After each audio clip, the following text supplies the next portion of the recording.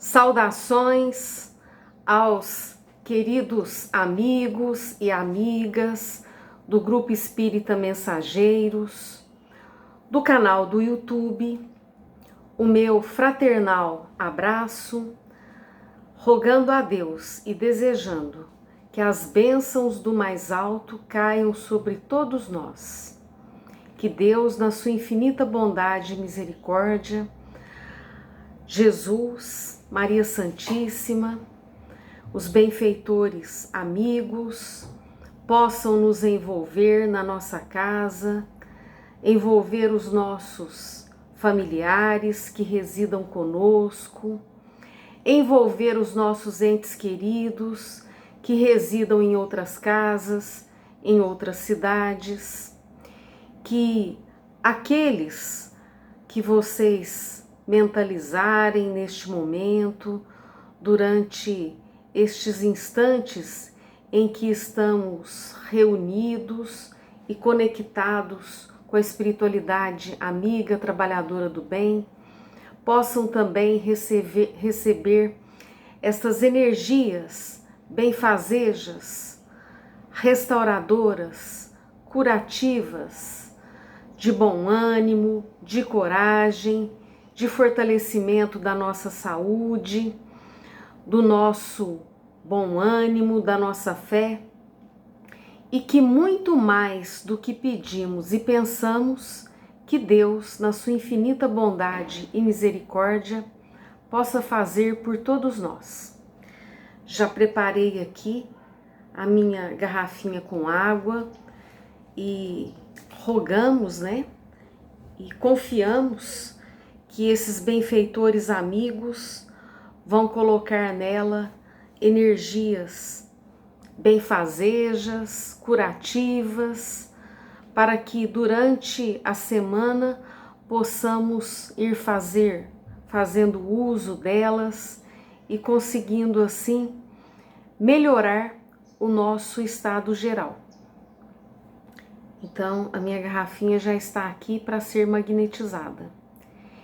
E assim, confiando e rogando o amparo de Deus, Deus de infinita bondade, infinita misericórdia e infinito amor, Jesus, nosso Mestre, Maria Santíssima, nossa intercessora, aos benfeitores amigos que constantemente nos amparam, nos reerguem, com o amparo deles, com a permissão deles e sustentados por eles, damos início a mais uma reunião de estudos, de reflexões. Lembrando aqui que o Grupo Espírita Mensageiros retornou às atividades presenciais, seguindo ali todos os critérios orientados pelas autoridades sanitárias, uso de máscaras, disponibilizando lá álcool em gel, número de pessoas dentro da casa de forma organizada, com distanciamento, Voltou às atividades. Às terças-feiras, a partir das 20 horas, temos lá o tratamento espiritual, passes. Às quartas-feiras, esse estudo do Evangelho, que fazemos de forma concomitante, aqui virtualmente e lá presencialmente. Estudo do Evangelho e aplicação de passes ao final. Nas quintas, estudo do livro Brasil, Coração do Mundo, Pátria do Evangelho. E na sexta-feira, um tratamento espiritual voltado para as crianças, para grávidas, para gestantes. Com a permissão de Deus, retornamos então às atividades presenciais. Mas no estudo do Evangelho segundo o Espiritismo que temos feito através do canal do YouTube, nós estudamos um capítulo do livro o Evangelho segundo o Espiritismo. E escolhemos no capítulo, no dia de hoje, estudar o capítulo 13, em que Kardec vai nos trazer várias orientações, capítulo esse que é que a vossa mão esquerda não saiba o que faz a vossa mão direita. E escolhemos lá o item 9, a caridade material e a caridade moral. A caridade é importantíssima para nós, sobre vários aspectos que nós vamos trazê-los aqui. Dentre eles, a caridade é uma forma de nós repararmos os nossos equívocos, as nossas faltas, seja nesta vida ou em vidas anteriores.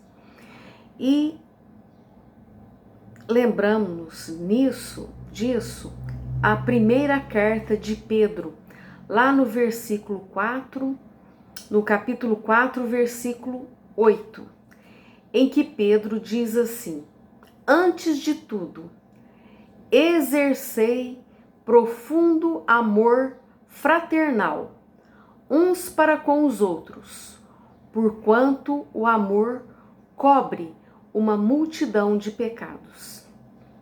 Então vejamos que o exercício do amor, da caridade, vai como que assim atenuar os nossos equívocos, as nossas faltas passadas, né?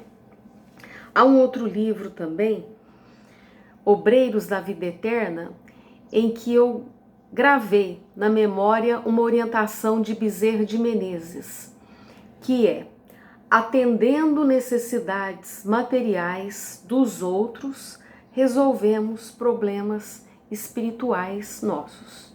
E é o que nós vamos ver aqui.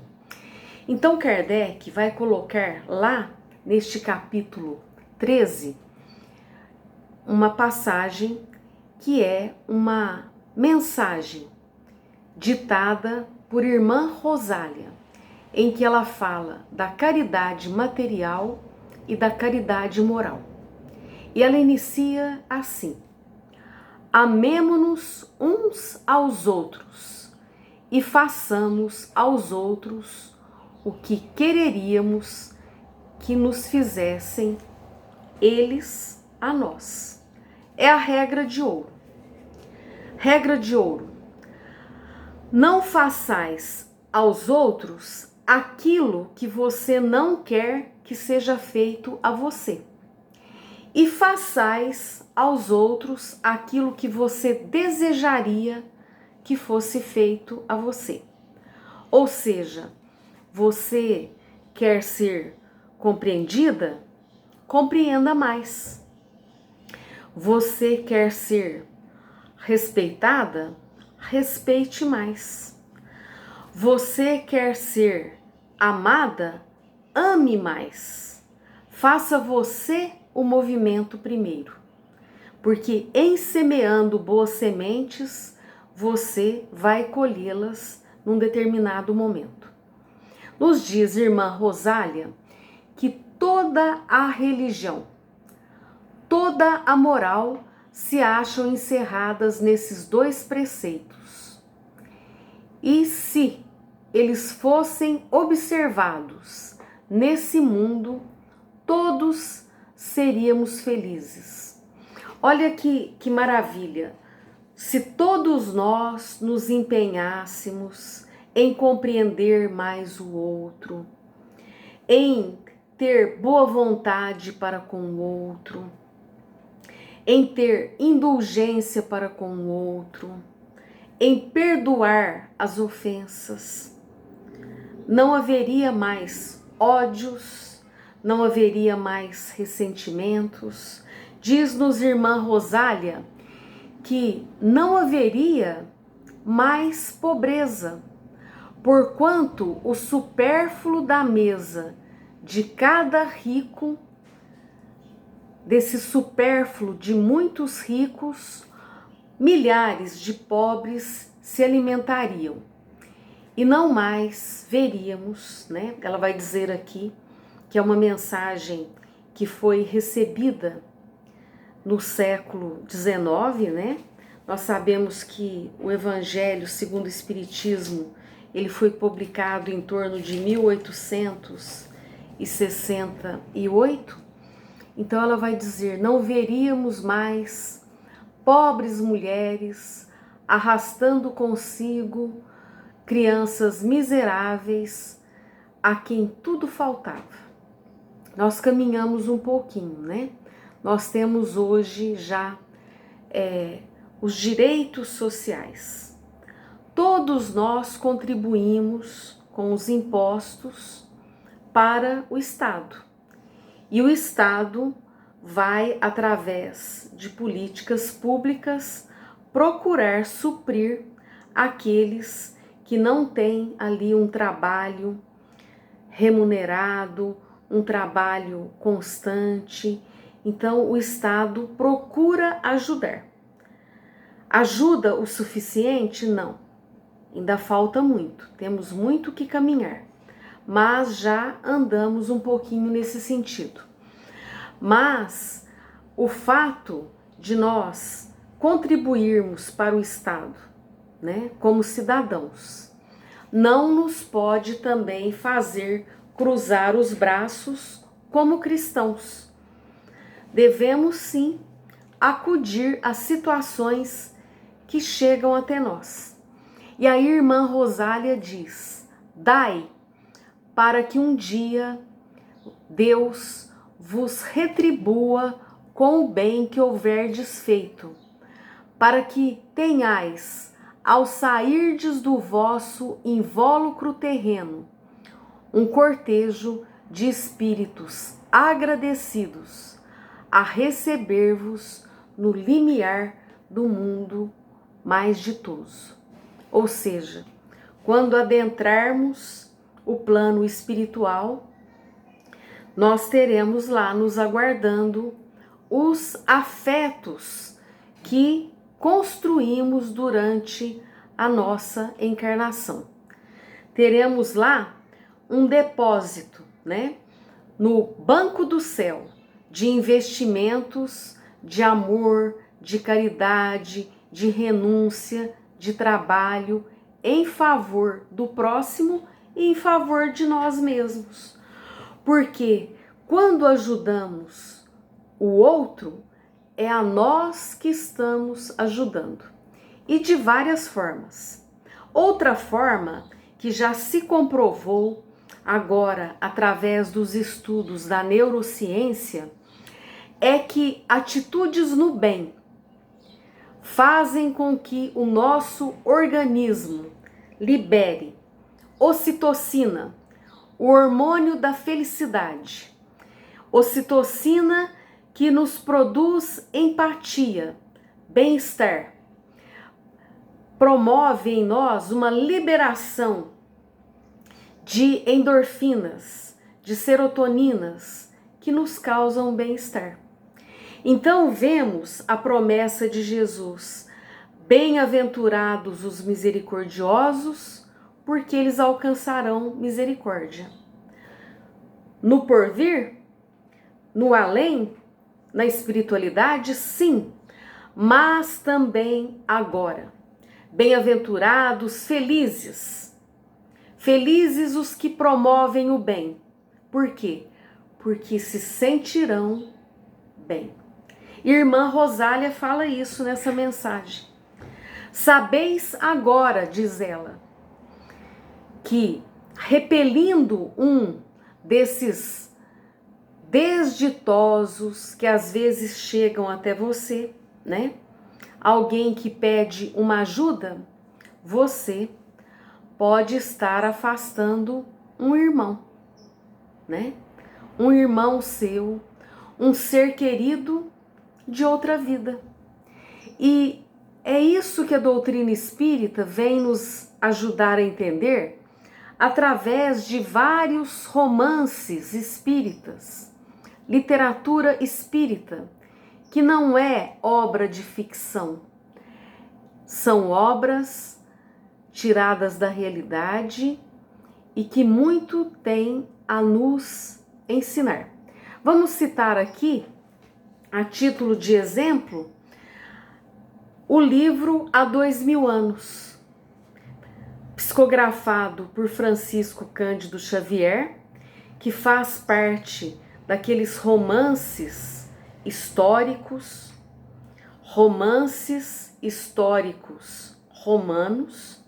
Então nós temos lá há 2000 anos e 50 anos depois. Vejamos que no livro Há 2000 anos, nós temos o personagem principal, que é Públio Lentulus, um senador romano, que vai reencarnar depois como um escravo, o escravo Nestório. Então nós vemos que na trajetória evolutiva, aqui no caso, a trajetória evolutiva de Emmanuel, nós temos aqui duas reencarnações de Emmanuel. Em há 2000 anos, ele como um senador romano, poderoso, possuidor de bens. E vejamos como ele se comportou. E vamos ver no romance, 50 anos depois, ele como o escravo Nestório, servindo a uma família que há 2000 anos ele tinha amizade. Então ela diz assim, olha, quando alguém nos procurar, pode ser alguém querido, de outra vida, e com que arrependimento ficaremos se nós deixarmos passar aquela oportunidade de ajudá-lo? Então, irmã Rosália nos diz assim, olha, ricos, pensai nisto, auxiliai os infelizes da melhor forma que puderdes, para que um dia Deus vos retribua. E ela fala da alegria que ela experimentou em chegar ao plano espiritual e encontrar aqueles a quem ela ajudou. Mas ela diz também que devemos entender que todos podem praticar a caridade moral. A caridade moral nada custa, materialmente falando. Porém, ela é mais difícil de exercer-se. A caridade moral consiste em se suportarem umas às outras as criaturas, e é o que menos fazeis neste mundo inferior onde vos achais. E para nos ajudar, vejamos que no livro dos Espíritos, Kardec vai fazer uma pergunta: qual o verdadeiro sentido da palavra caridade, como a entendia Jesus? É na parte que Kardec vai falar sobre a caridade, sobre o amor e sobre os vícios. Então pergunta Kardec, qual o verdadeiro sentido da palavra caridade, como a entendia Jesus? E a espiritualidade maior vai dizer que são 3 itens. BIP, benevolência para com todos, boa vontade para com todos, indulgência para com as imperfeições alheias e perdão das ofensas. É o BIP, fácil de guardar. Benevolência, indulgência, perdão das ofensas. E embaixo, no Livro dos Espíritos, nós temos lá uma nota que é uma comunicação assinada por São Vicente de Paulo, que foi caridoso em vida, que tem autoridade para nos falar. Ele vai dizer assim, ó: amai-vos uns aos outros, eis toda a lei divina, pela qual Deus governa os mundos. Vai nos dizer, São Vicente de Paulo, que o amor é a lei de atração para os seres vivos. O amor nos atrai. O amor tem um magnetismo que nos atrai. E é a atração, a lei de amor para toda a matéria inorgânica. Olha que interessante. Ou seja, a atração da matéria inorgânica é uma modificação do amor. Então nos diz Vicente de Paulo: sede indulgentes para com os erros dos vossos semelhantes. Em lugar de desprezar a ignorância e o vício, instruí-vos e moralizai-vos. Ou seja, aquele que sabe, aquele que já caminhou um pouco mais, ele é apoio, ele é auxílio para aquele que sabe menos, para o menos experiente, para aquele que ignora. Então, aqui cabe uma orientação de Jesus: aquele que tem e que repartir, mais se lhe dará. E aquele que não tem, não reparte, não divide, às vezes até o que ele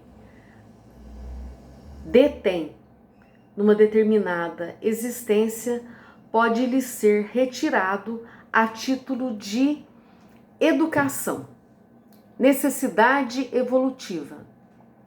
Então São Vicente de Paulo nos fala: sede afáveis e benevolentes para com todos que vos são inferiores, desde os mais ínfimos seres da criação, e tereis obedecido à lei de Deus.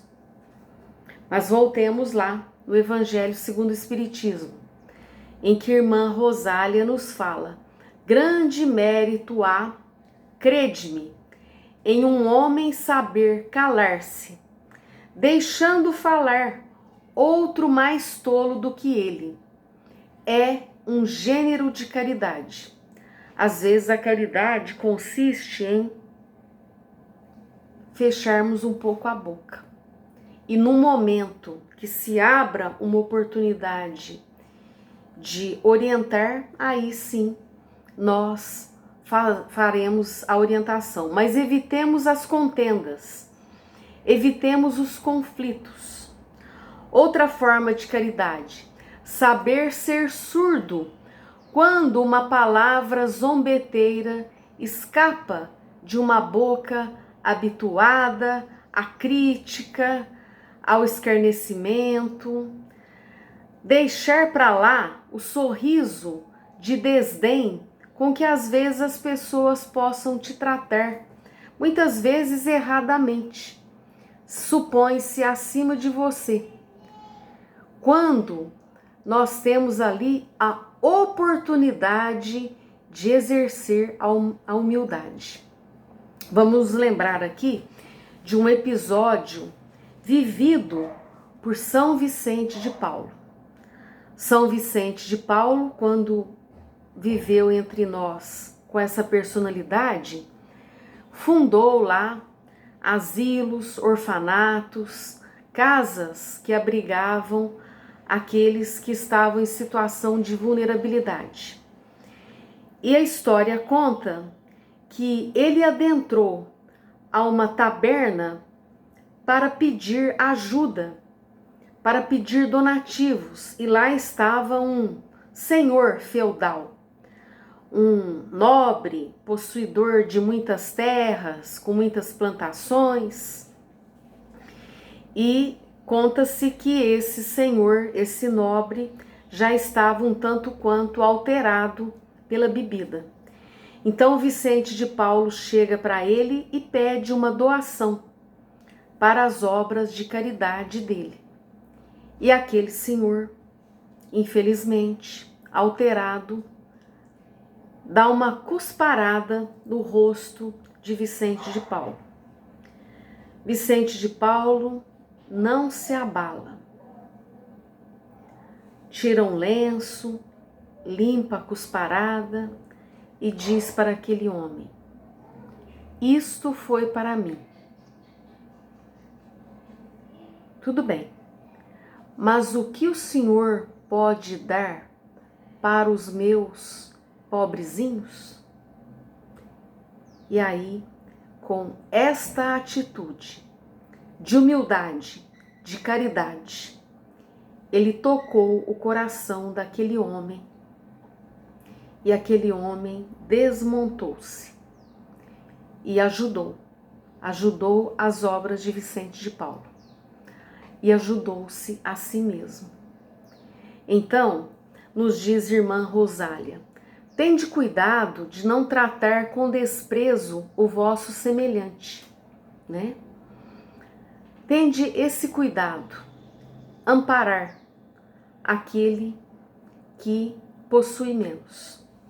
E nós nos lembramos aqui e puxamos lá da parábola do rico e de Lázaro, que está em outro capítulo do Evangelho segundo o Espiritismo, em que Jesus conta que havia um homem rico, vestido de púrpura e de linho, e que se tratava magnificamente todos os dias. E havia também um pobre chamado Lázaro, estendido à porta do rico, coberto de úlceras, de feridas, logicamente feridas essas devido à precariedade da sua alimentação. E diz Jesus que Lázaro queria saciar-se com as migalhas que caíam da mesa do rico, mas ninguém lhe as dava, e que os cães vinham lamber-lhe as feridas. Veja só que a parábola não fala que Lázaro desejasse algum bem do rico, não. Ele desejava as migalhas e ninguém lhe as dava. O rico não lhe as dava. E aconteceu que desencarnaram, né? Morreram Lázaro e o homem rico. E Jesus fala que Lázaro foi levado para o seio de Abraão, para, digamos assim, uma colônia espiritual, na dimensão espiritual. E o homem rico para os infernos. E que lá nos infernos, o homem rico viu que Lázaro estava no seio de Abraão e pediu ajuda. E Abraão disse que, infelizmente, naquele momento, Lázaro não podia atendê-lo, né? Porque nós estudamos na doutrina espírita uma lei de ação e reação. Há inconsequência, a omissão, haverá uma reação.